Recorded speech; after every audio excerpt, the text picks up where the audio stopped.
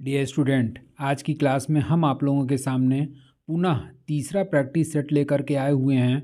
और ये तीसरे प्रैक्टिस सेट का जो पहला क्वेश्चन है कि नेशनल स्कूल ऑफ ड्रामा निम्नलिखित में किस शहर में स्थित है, तो इसका आंसर हो जाएगा आपका नई दिल्ली। और ये जो नेशनल स्कूल ऑफ ड्रामा है, इसकी जो स्थापना की गई थी वो आपका 1959 में नई दिल्ली में की गई थी। अगला क्वेश्चन कि एक ग्रंथि जिसमें अंतःस्रावी और बाह्यस्रावी दोनों का कार्य होता है, तो आंसर हो जाएगा आपका अग्नाशय। और ये अग्नाशय में अंतःस्रावी और बहिस्रावी दोनों कार्य होते हैं। और अग्नाशय जो है यकृत के बाद शरीर का दूसरा सबसे बड़ी ग्रंथि के रूप में जानी जाती है। इसको भी आप लोग नोट कर लीजिएगा। अगला क्वेश्चन कि गोविंद बल्लभ पंत सागर जलाशय निम्नलिखित में कहाँ स्थित है, तो आंसर हो जाएगा आपका उत्तर प्रदेश। और ये गोविंद बल्लभ पंत सागर जलाशय जो है उत्तर प्रदेश के किस जिले में स्थित है, तो ये आपका सोनभद्र जिले में स्थित है। और ये जो सोनभद्र जिले में स्थित है ये किस नदी पर बनाया गया है, तो ये आपका रिहंद नदी पर ये निर्मित एक जलाशय है।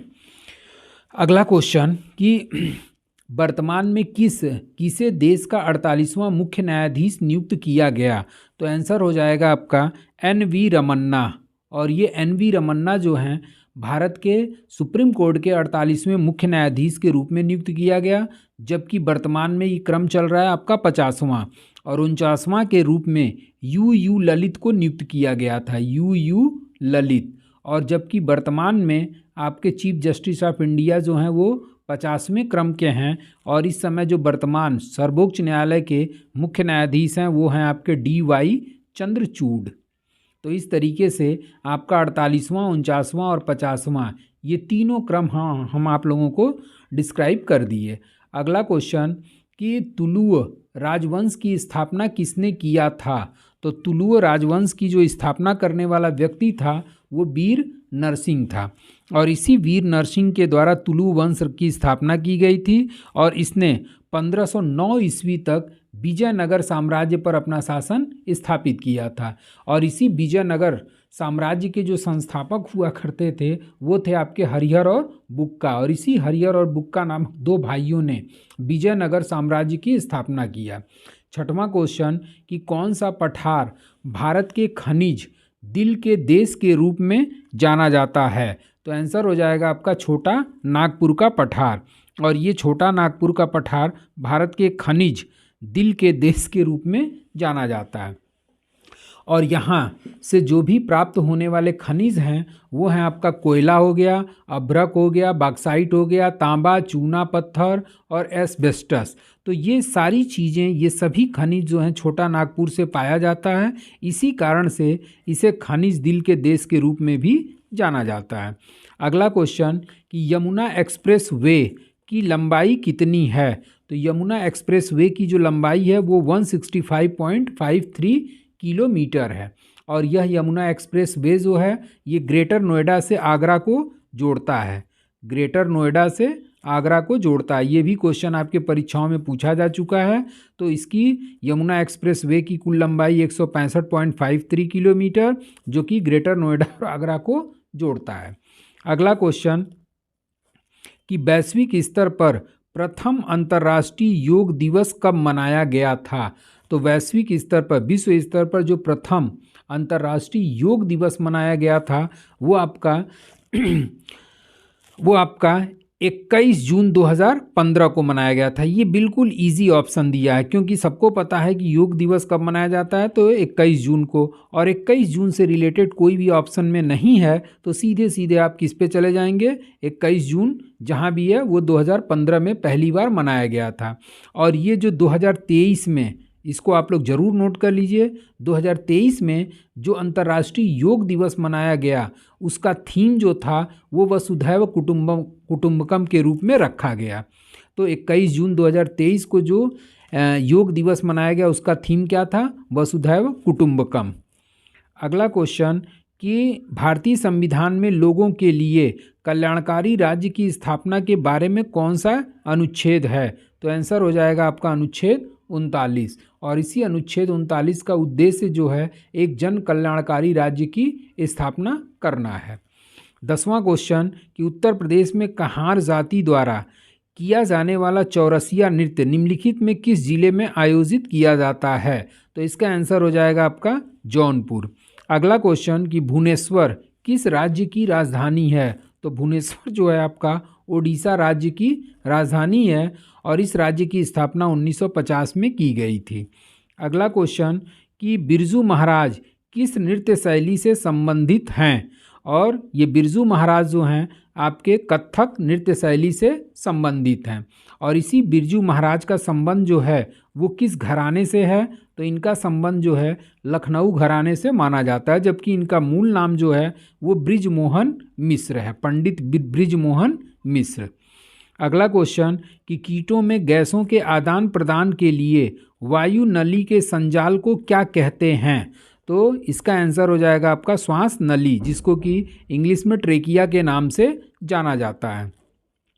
अगला क्वेश्चन कि उत्तर प्रदेश का सबसे उत्तरी जिला कौन सा है? तो यूपी का जो सबसे उत्तरी जिला है वो आपका सहारनपुर। अब इस जिलों में आपका उत्तर प्रदेश के जिलों में आपका अक्सर पूछता है कि उत्तरी जिला कौन सा है, तो सहारनपुर हो गया।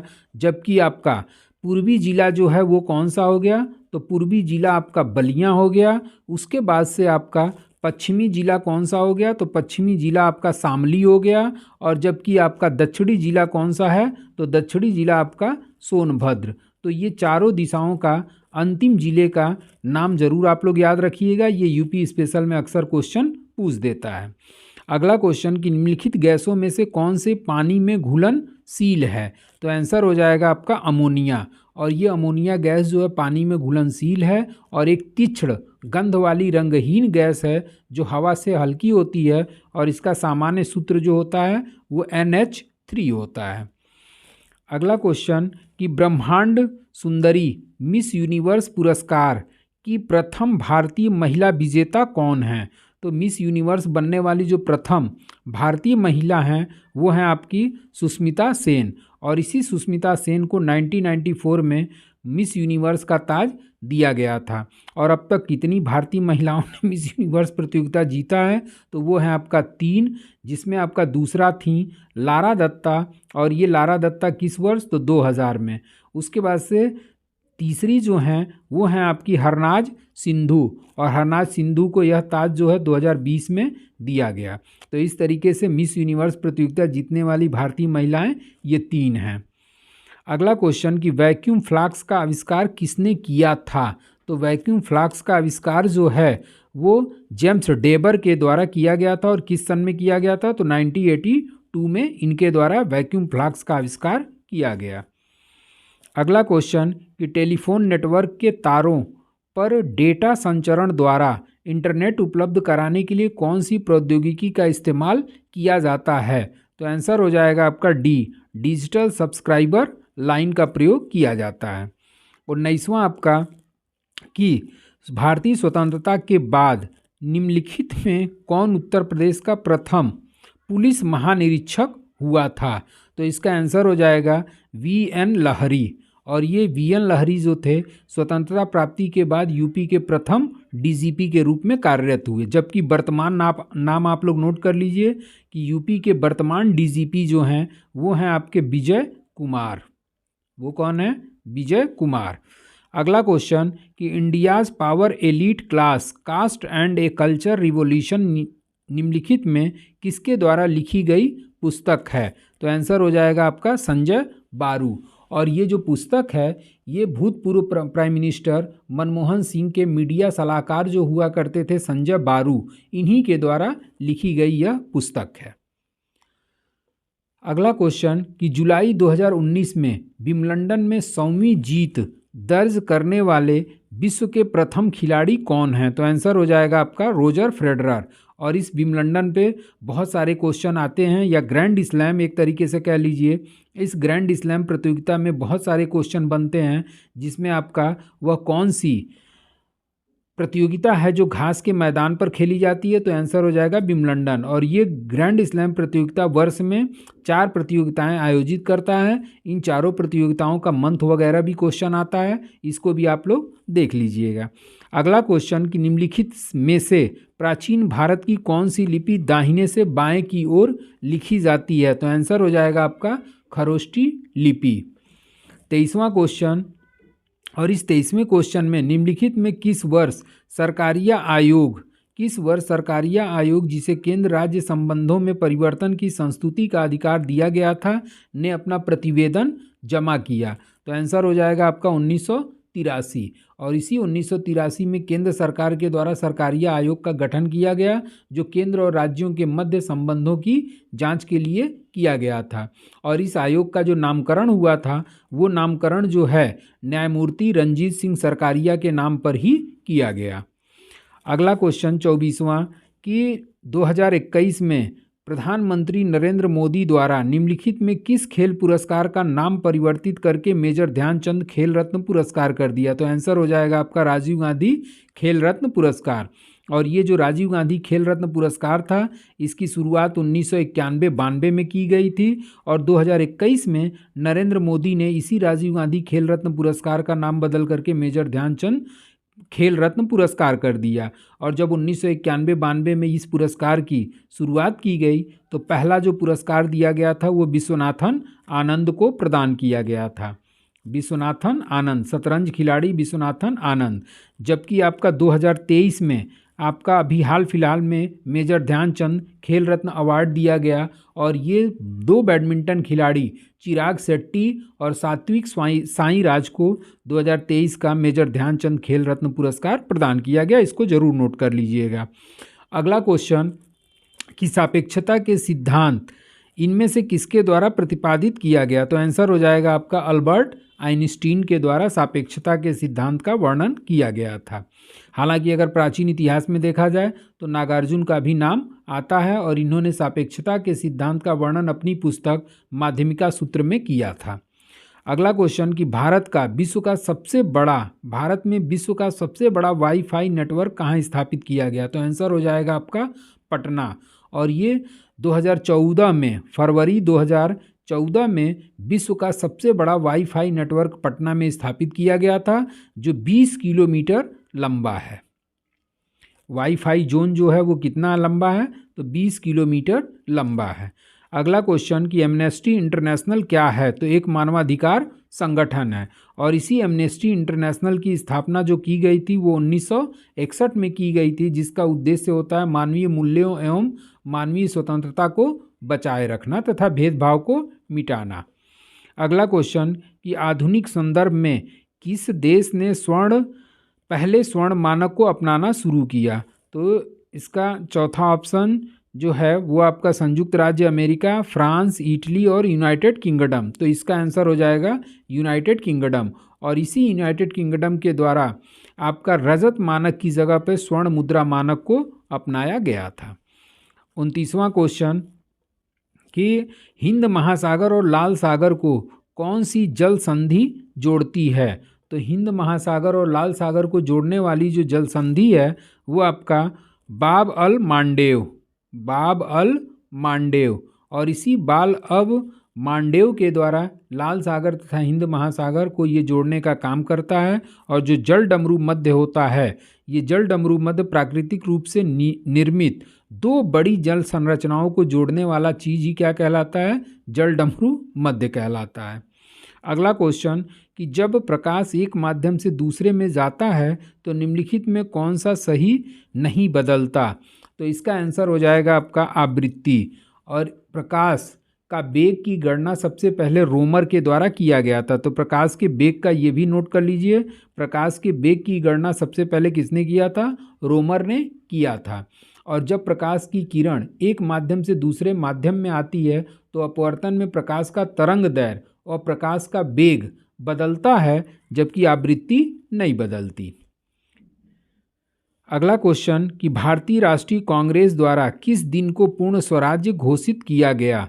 तो 26 जनवरी 1930। और आपका कांग्रेस का जब लाहौर अधिवेशन 1929 में हुआ था, तो इसी 31 दिसंबर 1929 को कांग्रेस के लाहौर अधिवेशन में रात के 12 बजे जवाहरलाल नेहरू ने रावी नदी के तट पर तिरंगे झंडे को फहराया था और इसी अधिवेशन में ये घोषित किया गया कि 26 जनवरी 1930 को भारत अपना पहला स्वतंत्रता दिवस मनाएगा और इसी तारीख को पूर्ण स्वराज्य के रूप में घोषित किया गया।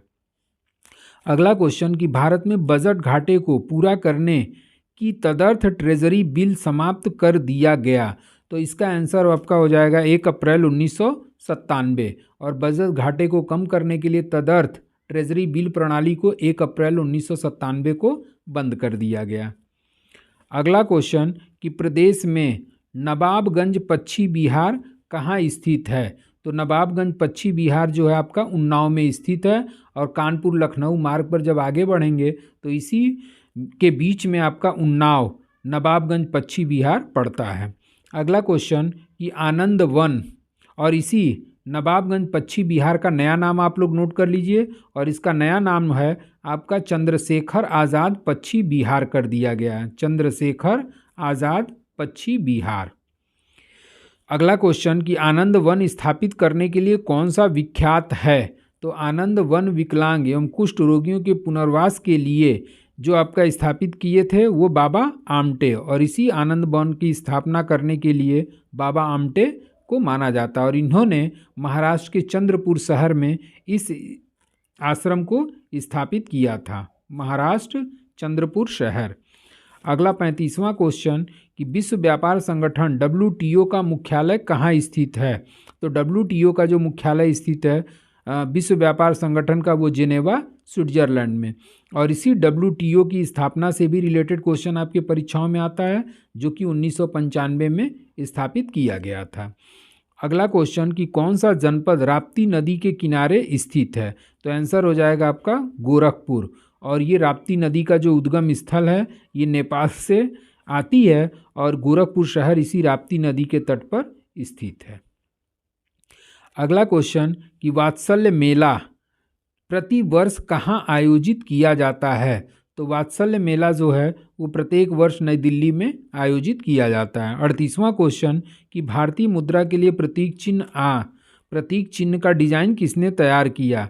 तो आंसर हो जाएगा आपका डी उदय कुमार और इसी डी उदय कुमार के द्वारा 2010 में केंद्रीय कैबिनेट मंत्री के द्वारा इस सिंबल को मान्यता प्रदान की गई थी और भारत सरकार ने इस रुपए के लिए जो चिन्ह का निर्माण किया था इसके लिए एक प्रतियोगिता की घोषणा किया था और इसी प्रतियोगिता में हजारों सिंबल भारत सरकार के पास पहुंचे जिसमें मुंबई में डिजाइनिंग में PG उपाधि प्राप्त डी उदय कुमार को 2010 में इन्हीं के द्वारा निर्मित सिंबल को मुद्रा के सिंबल के रूप में स्वीकार किया गया। तो इस तरीके से ये आपका 38वां क्वेश्चन हो गया। इसी तरीके से और भी सेट हम आप लोगों को प्रोवाइड कराते रहेंगे, आप लोग इसको अच्छे से तैयार कर लीजिए। आज के लिए बस इतना ही।